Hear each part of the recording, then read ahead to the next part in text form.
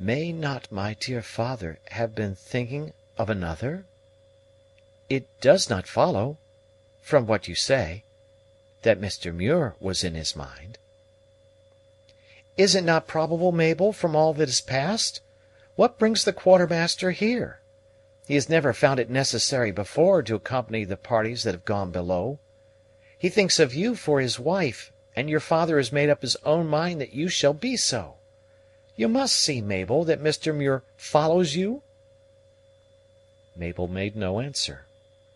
Her feminine instinct had, indeed, told her that she was an object of admiration with the quartermaster, though she had hardly supposed to the extent that Jasper believed, and she, too, had even gathered from the discourse of her father that he thought seriously of having her disposed of in marriage; but by no process of reasoning could she ever have arrived at the inference that Mr. Muir was to be the man. She did not believe it now, though she was far from suspecting the truth. Indeed, it was her own opinion that these casual remarks of her father, which had struck her, had proceeded from a general wish to have her settled, rather than any desire to see her united to any particular individual. These thoughts, however, she kept secret, for self-respect and feminine reserve showed her the impropriety of making them the subject of discussion with her present companion.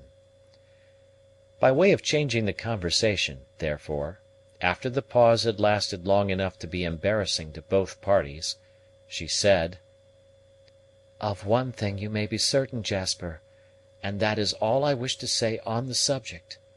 Lieutenant Muir, though he were a colonel, will never be the husband of Mabel Dunham. And now, tell me of your voyage. When will it end?" "That is uncertain. Once afloat, we are at the mercy of the winds and waves. Pathfinder will tell you that he who begins to chase the deer in the morning cannot tell where he will sleep at night."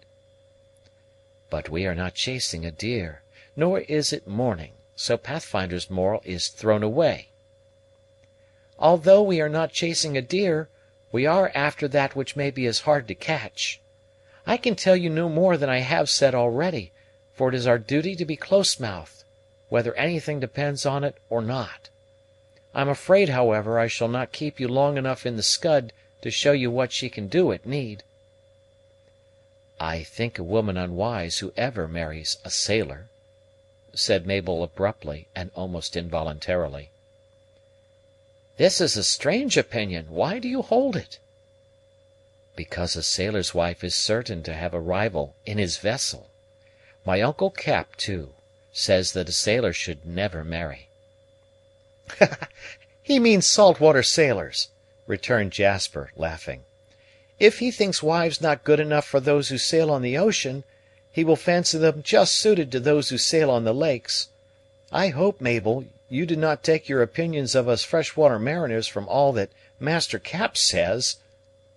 "Sail ho!" exclaimed the very individual of whom they were conversing. "Or boat ho! Would be nearer the truth."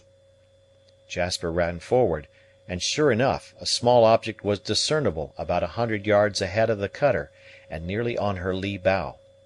At the first glance he saw it was a bark canoe, for though the darkness prevented hues from being distinguished, the eye that had become accustomed to the night might discern forms at some little distance, and the eye which, like Jasper's, had long been familiar with things aquatic, could not be at a loss in discovering the outlines necessary to come to the conclusion he did.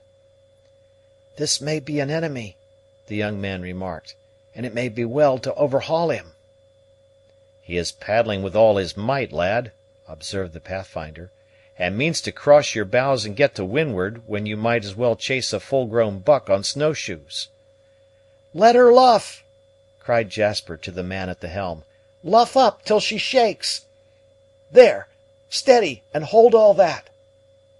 The helmsman complied, and as the Scud was now dashing the water aside merrily, a minute or two put the canoe so far to leeward as to render escape impracticable.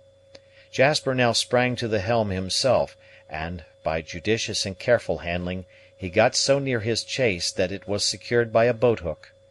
On receiving an order, the two persons who were in the canoe left it, and no sooner had they reached the deck of the cutter than they were found to be Arrowhead and his wife. Chapter